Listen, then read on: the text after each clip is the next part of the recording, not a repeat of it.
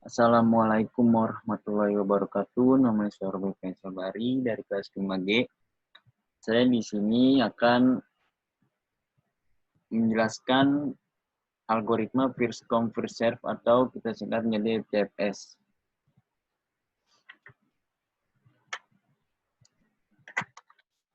Algoritma first come first serve atau FCFS ini merupakan algoritma penjadwalan CPU yang paling sederhana. Proses yang tiba lebih dahulu akan dilayani terlebih dahulu. Kalau ada proses tiba pada waktu yang sama, maka pelayanan mereka dilaksanakan berdasarkan urutan dalam antriannya. Proses di antrian belakang harus menunggu sampai semua proses di depannya selesai. Di sini ada contoh soal, jika diketahui terdapat 5 macam antrian proses, yaitu A, B, C, D, E, dengan waktu kedatangan semuanya 0, 1, 2, 2, 5, lama proses berturut-turut antara lain 5, 2, 6, 8, 3. Pertanyaannya, kapan dimulainya eksekusi dari tiap-tiap antrian proses tersebut? Kapan selesainya eksekusinya? Hitung turnaround time-nya atau TA-nya, dan berapa rata-rata TA-nya. Di sini ada rumus untuk mencari TA sama dengan waktu tunggu ditambah lama eksekusi.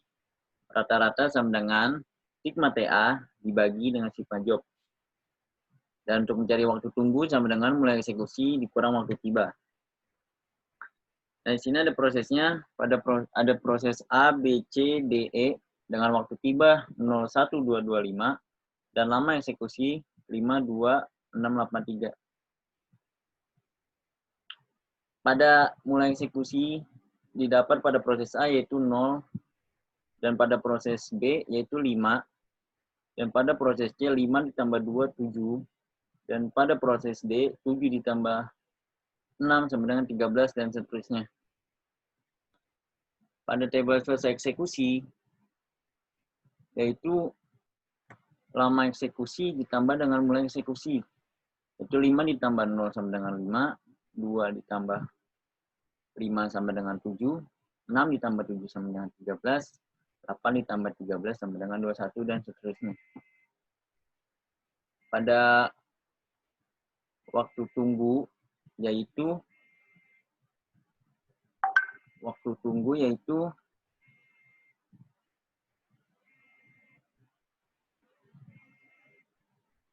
mulai eksekusi dikurang dengan waktu tiba, yaitu pada proses A mulai eksekusinya 0, waktu tibanya 0, jadi waktu tunggunya yaitu 0. Pada proses B mulai eksekusinya 5, waktu tibanya 1, jadi pada proses B waktu tunggunya sama dengan 4. Pada proses C mulai eksekusinya 7 dan waktu tibanya 2, jadi 7 dikurang 2 sama dengan 5 dan seterusnya.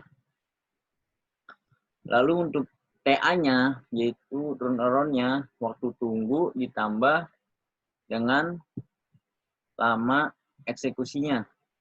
Berarti pada proses A waktu tunggunya 0 ditambah dengan lama eksekusinya 5 sama dengan 5.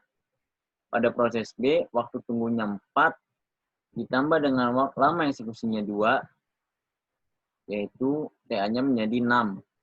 Pada proses C, waktu tunggunya 5, dan ditambah lama eksekusinya 6, sama dengan TA-nya 11, dan seterusnya.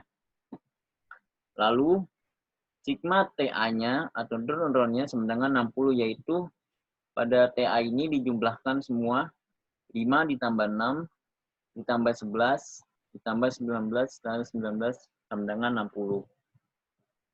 Untuk rata-ratanya, yaitu sigma TA ini dibagi dengan sigma job atau banyaknya job, yaitu banyaknya proses A, B, C, D, E, yaitu ada 5 proses, yaitu berarti 60 dibagi 5 mendapatkan rata-rata menjadi 12. Nah, kriteria penjadwalan. Ada fairness atau penjadwalan FCFS adil dalam arti sistematik. Efisiensi. Penjadwalan FCFS sangat efisien dalam penggunaan pemrosesan. Lalu waktu tanggap. Penjadwalan sangat tidak memuaskan karena proses dapat menunggu lama.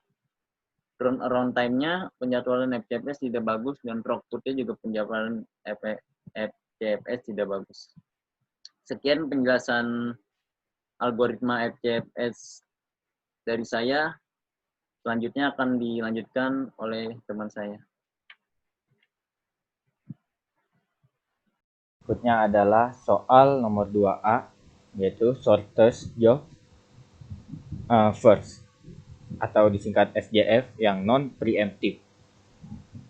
Nah, jadi sekilas tentang si SJF non-preemptive ini, jika proses yang datang memiliki arrival time atau waktu datang yang sama, maka proses burst time-nya yang paling kecil dan pendek akan dilayani terlebih dahulu.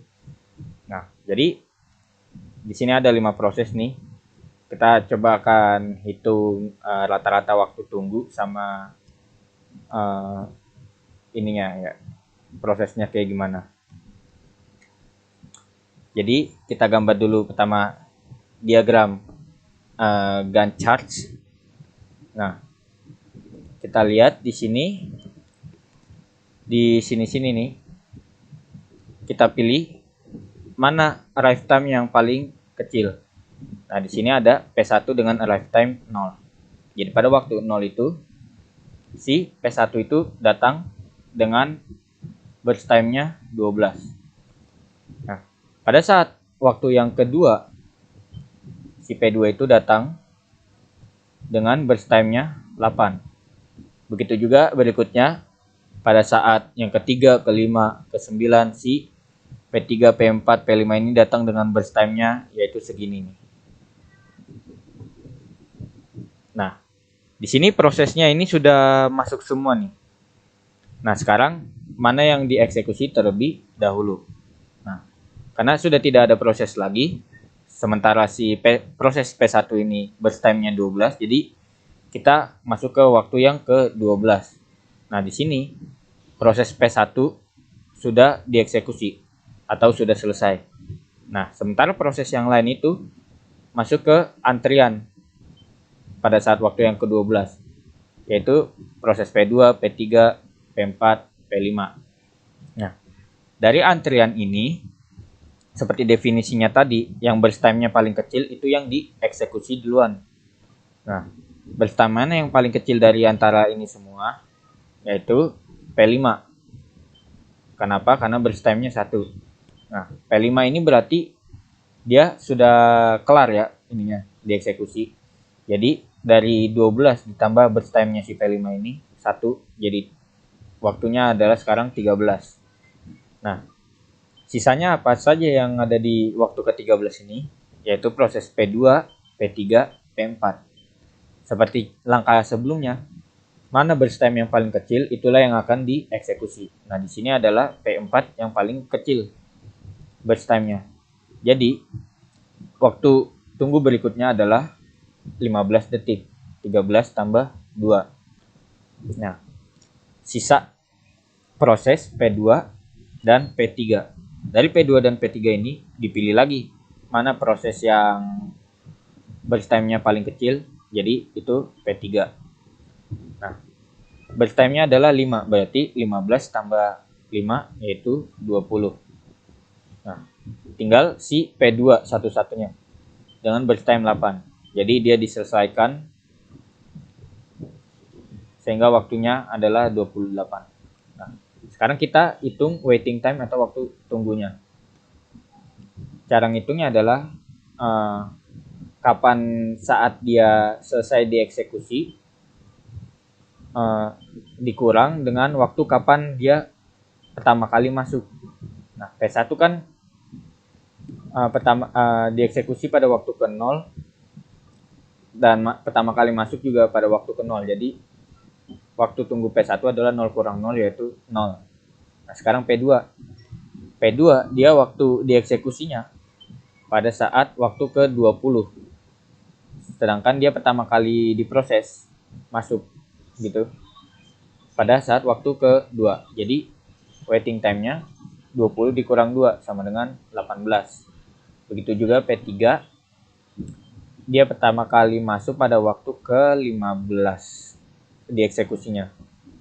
Dan pertama kali masuk dia waktu ke-3. Jadi 15 kurang 3 sama dengan 12. Untuk P4, dia dieksekusi pada saat waktu yang ke-13. Dan pertama kali masuk ini proses pada waktu yang ke-5. Jadi 13 kurang 5 sama dengan 8. Untuk P5 dia dieksekusi pada waktu yang ke-12 dan pertama kali masuk antrian pada waktu ke-9. Jadi 12 kurang 9 itu sama dengan 3. Sehingga total dari semua waktu tunggu ini adalah 41. Untuk menghitung rata-rata waktunya yaitu total waktu tunggu yaitu 41 dibagi dengan berapa banyak prosesnya yaitu 5. Nah, jadi hasil rata-rata waktu tunggunya adalah 8,2 satuan waktu. Satuan waktu hitung CPU itu biasanya milisekon ya, karena emang prosesnya sangat cepat gitu.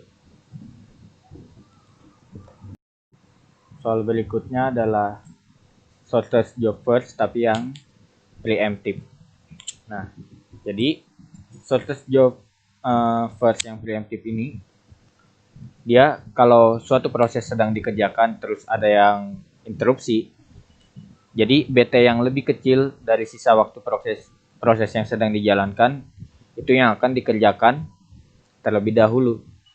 Sementara proses yang tadi itu yang awal datang itu dia masuk ke ruangan antrian atau ready queue. Ini adalah soalnya nih, ada 5 proses, jadi kita akan hitung waktu rata-ratanya sama bagaimana sih prosesnya itu. Nah, seperti biasa kita gambar terlebih dahulu si diagram Gantt charts-nya nih. Nah,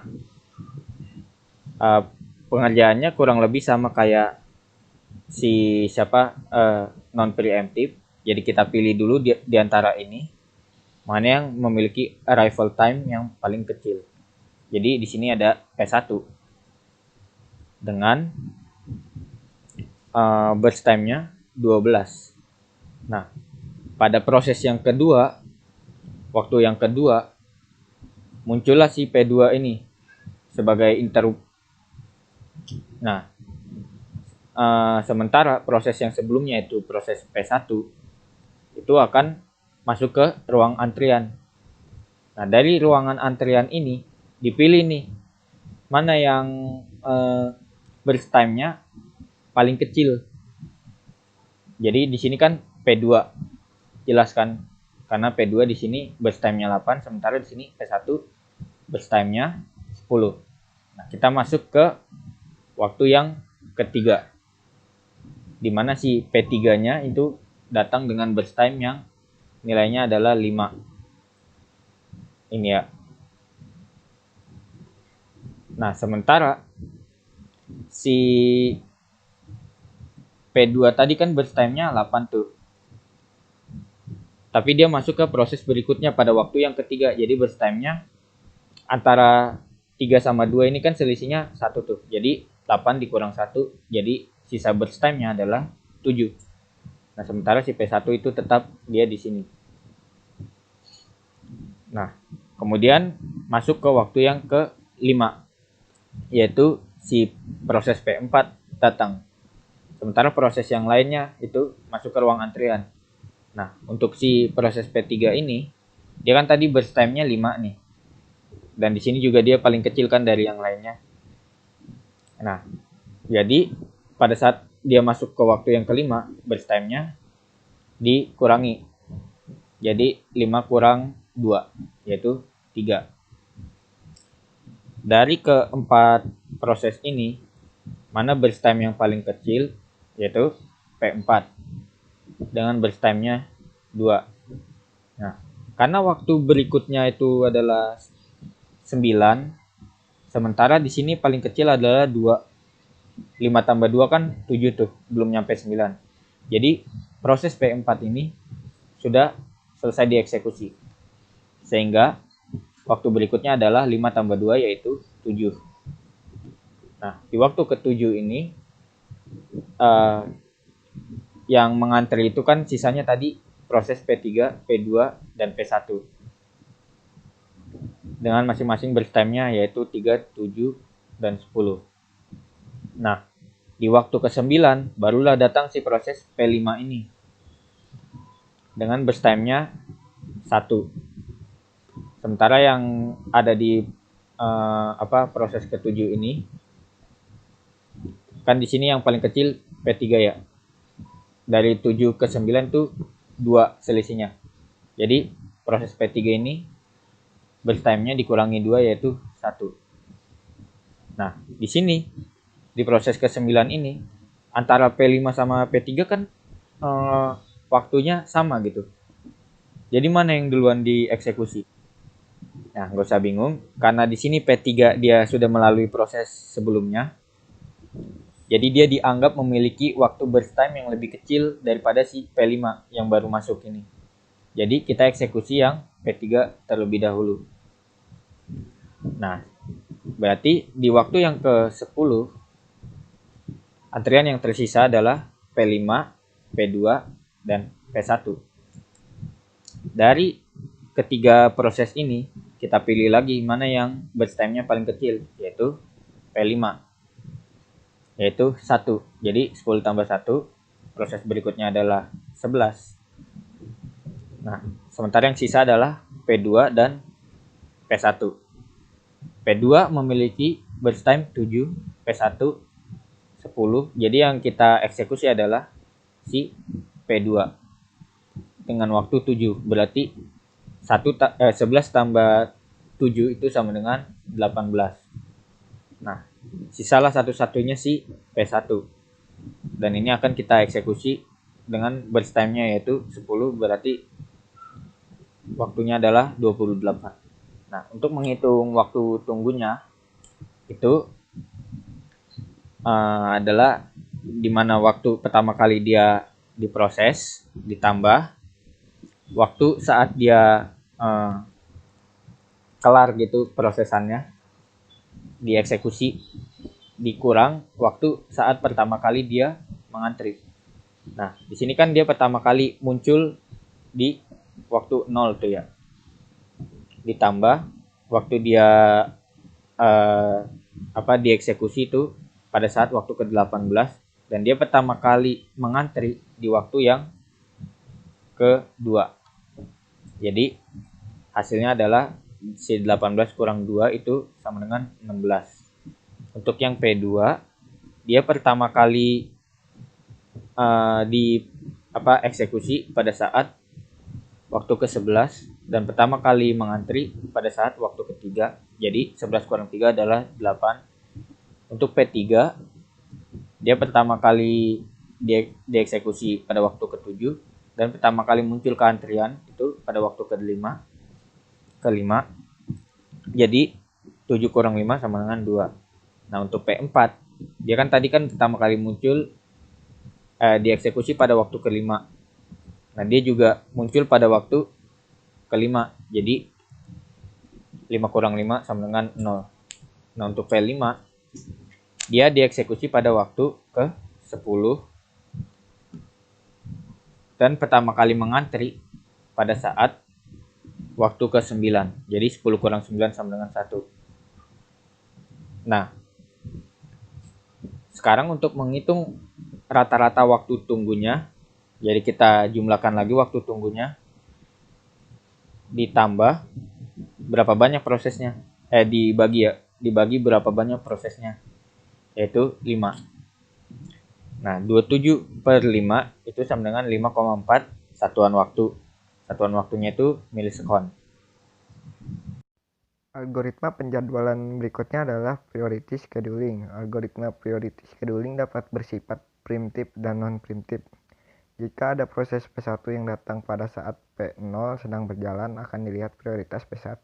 Jika prioritas P1 lebih besar dari P0, maka pada non-primitif, algoritma akan tetap menyelesaikan PO sampai habis CPU burst-nya dan meletakkan P1 pada posisi head QE. Pada primitif, P0 akan ditekan dulu dan CPU dialokasikan untuk P1. Berikut adalah contoh dari priority scheduling non-primitive. Di sini adalah prosesnya P1, P2, dan P3. Berikut ada arrival time priority, dan brainstem. Nah, untuk mengerjakannya, di sini kita tentukan dulu mana ripple time yang paling kecil. Di sini ada P1, P2 yang nilainya 0, sedangkan P3 nilainya adalah 5. Jadi di sini yang mengantri adalah P1 dan P2.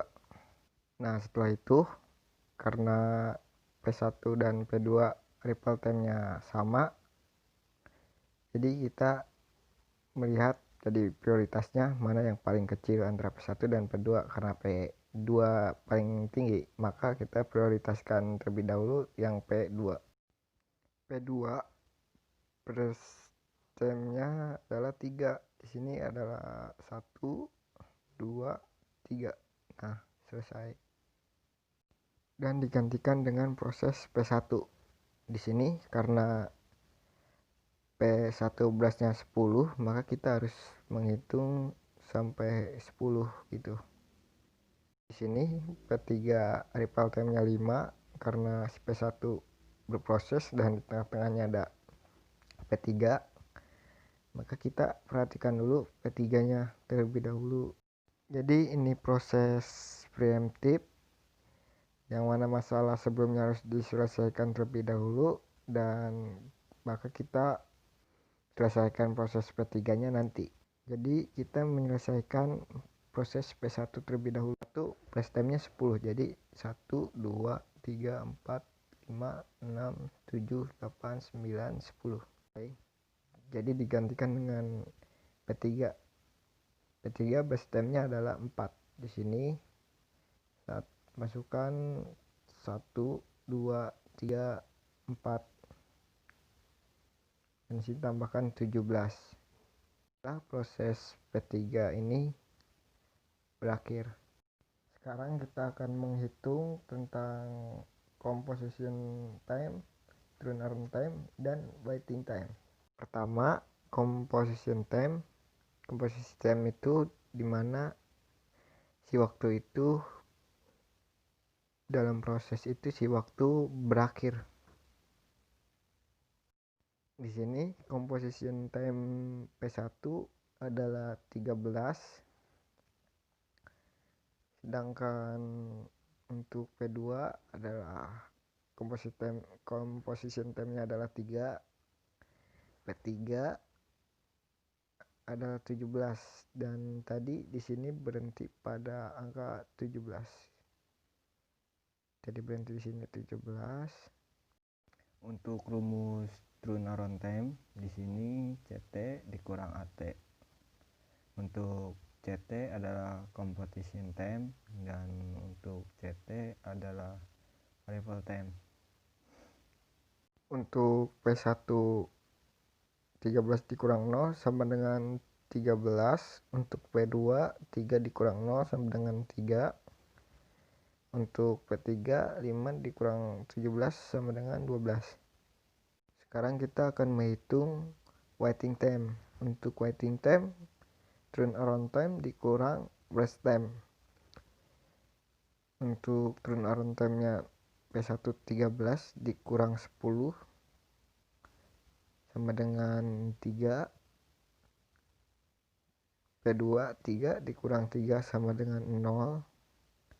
Untuk P3 17 dikurang 12 sama dengan 8. Setelah kita menghitung turnaround time dan waiting time, kita selanjutnya akan menghitung rata-rata. Untuk rata-ratanya turnaround time dan waiting time kita bagi 3. Waiting time kita bagi 13, 3 dan 12 dibagi 3, dan ini adalah hasil rata-ratanya 9,9. Untuk waiting time-nya sama, dan ini hasilnya 3,67. Berikutnya adalah algoritma penjadwalan priority scheduling preemptive. Priority scheduling preemptive adalah jika ada suatu proses yang baru datang memiliki proses yang lebih tinggi daripada proses yang sedang dijalankan, maka proses yang sedang berjalan tersebut dihentikan, lalu CPU dialihkan untuk proses yang baru datang tersebut. Di sini kita punya contoh, kita punya 3 proses yaitu P1, P2, P3 dengan arrival time, priority, dan burst time-nya. Bisa dilihat pada tabel. Nah, seperti non preemptive, jadi kita lihat dulu arrival time yang paling kecil yang mana. Di sini P1 juga paling kecil karena arrival time-nya 0, sedangkan yang lain 3 dan 5. Jadi kita jalankan dulu si P1 ini. Nah, P1 ini burst time-nya 10.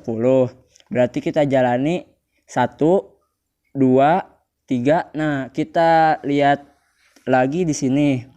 Di sini P2 arrival time-nya 3. Berarti di sini proses si P1 ini diinterupsi sama si P2. Nah, berarti di sini ada P2 dan P1 ya. Nah, karena mereka sama-sama di antrian, jadi kita lihat di mana yang lebih prioritas untuk dijalankan antara P1, P2.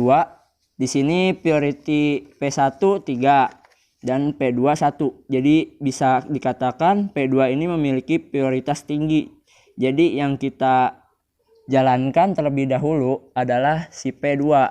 Untuk P1 nanti dijalankan si P2 memiliki burst time 3. Berarti di sini 1, 2. Nah, dilihat lagi di sini arrival time-nya ada si P3. Pada saat waktu kelima berarti di sini antriannya ada P2, P3. Nah, seperti biasa kita lihat lagi prioritasnya. Di sini P2 memiliki prioritas 1, P3 memiliki prioritas 2. Dengan kata lain si P2 itu prioritasnya lebih tinggi. Jadi kita lakukan lanjutan proses si P2. Tadi kan sampai sini sudah 2 burst time-nya, berarti sisa 1 lagi ya. Nah, di sini P2 prosesnya selesai. Digantikan dengan proses P3. P3 memiliki burst time 4, berarti langsung saja diselesaikan prosesnya 1, 2, 3, 4. Nah, di waktu ke-10 ini P3 sudah selesai dieksekusi. Nah, jadi tadi kan kita punya P1 yang ditunda dulu karena prioritasnya lebih rendah dari. Kita lanjutkan di sini. Tadi kan P1, dia di sini kan baru sampai 3 langkah ya. Berarti masih punya 7 waktu lagi dia. Berarti 1, 2, 3, 4, 5, 6, 7. Berarti dia berhenti di waktu sama dengan 17. Nah, sekarang kita akan menghitung composition time, turnaround time, dan waiting time. Sama seperti nol preemptive. Rumus-rumusnya jadi komposisi time itu kan sampai 1. Tadi berhentinya di 17 ya. Berarti tadi di sini nilainya 17. P2 tadi berhentinya di sini berarti nilainya 6 dan 3 itu berhenti di sini. Berarti nilainya 10.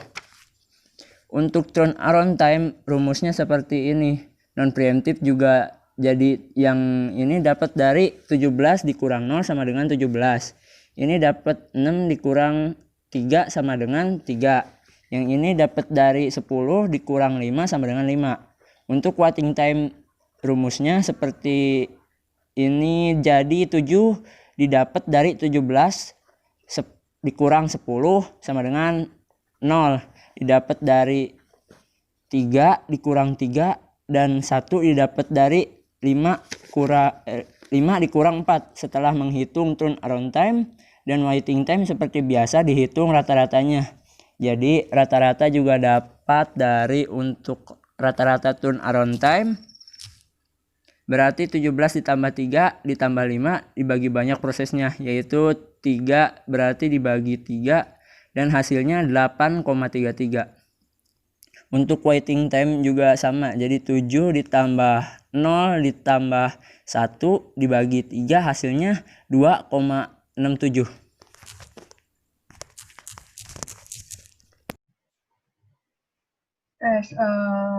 di sini selanjutnya saya akan menjelaskan round robin. Nah, apa itu round robin?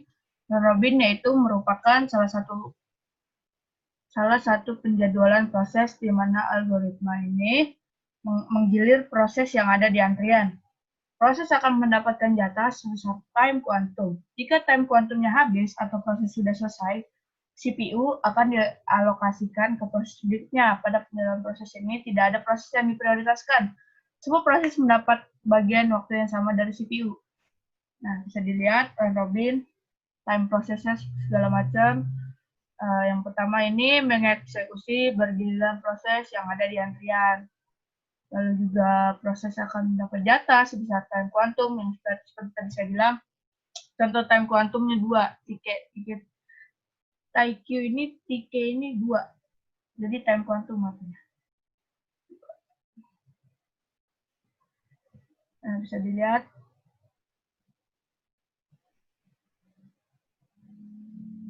Bisa dilihat di sini.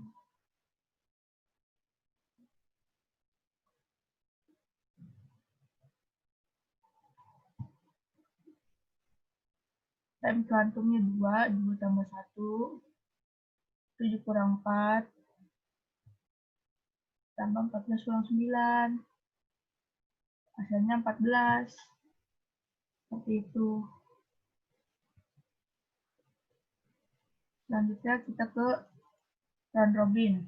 Round robin yang ini kelebihan dan kekurangan. Dimana kelebihan dan kekurangan ini,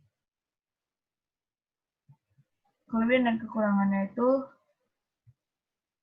kelebihannya itu yaitu proses-proses secara adil diberikan waktu proses yang sama, ada 2:1 ya, jadi kekurangan itu ada 2. Jika time quantum terlalu besar, response time besar dan TAT terendah. Lalu juga yang kedua, jika time quantum terlalu kecil, peralihan proses terlalu banyak sehingga menurunkan efisiensi proses. Kita lanjut ke multi-level query. Yaitu ada antrian ready dipartisi ke dalam artian terpisah. Misalnya foreground itu interaktif, background batch. Yang kedua, proses ditentukan urutan antriannya secara permanen. Itu permanen ya, jadi antrian itu secara permanen. Yang ketiga, setiap antrian memiliki algoritma penjadwalan berbeda. Ada foreground foreground bisa dengan RR, background itu yaitu FCFS. Nah, ini multi-level query. Jadi kayak level-levelnya gitu, yang dari highest priority itu prioritas paling tinggi itu sistem proses, lalu ke interaktif proses, interaktif editing proses, batch proses, stadium proses. Nah, stadium ini paling bawah dari prioritasnya. Lanjut ke multi-level feedback query atau MFQ. Hampir sama dengan multi-level query scheduling, namun proses dapat berpindah dari satu query ke query lain. Parameter MFQ, yang pertama ada banyak antrian, algoritma penjadwalan untuk setiap antrian, metode digunakan untuk menentukan kapan untuk meningkatkan atau menurunkan prioritas proses, metode untuk menentukan antrian proses yang akan dieksekusi ketika proses membutuhkan layanan, seperti itu.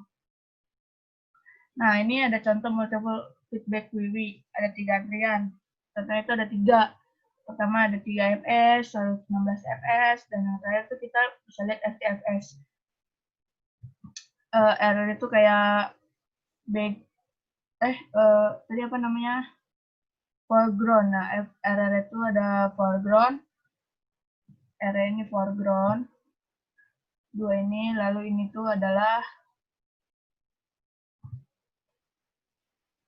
foreground.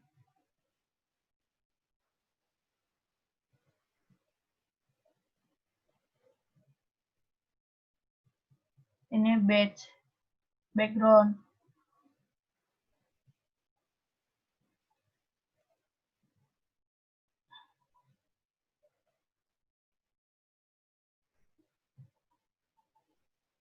Yang ini tuh kayak foreground-nya gitu loh. Ini background-nya. Nah, Kenapa seperti ini? Jadi kuantum yang 8, time kuantum ini, jika tidak masuk ke proses antrian dengan FTFS, ketika dilayani CPU, proses menerima 8 ms. Yang pertama, jika tidak selesai, yang 8 ms ini turun ke 16. Maka dipindahin ke kuili 1. Nah, kuili 1-nya itu adalah 16 ms. Seperti itu. Ini tuh I0. Ini kuili 1. Ini kuili 2. Nah, seperti itu. Jadi, ini tuh kuili 0 yang kuantum 8 ini. Nah, ini kuili 1 dan ini kuili 2. Dibaca ketika dilayani CPU, proses menerima 8 ms. Lalu jika tidak selesai dengan 8 ms, maka dipindahin ke kuili 1. Nah, kuili 1-nya ini kuantum 16 ms. Lalu pada kuili 1 proses dilayani dengan algoritma RCFS dan menerima tambahan 16 ms. Jika masih belum selesai, maka diinterupsikan dan dipindahkan ke kuili 2. Nah, kuili 2-nya yang ini. Ya, hapus dulu guys ya.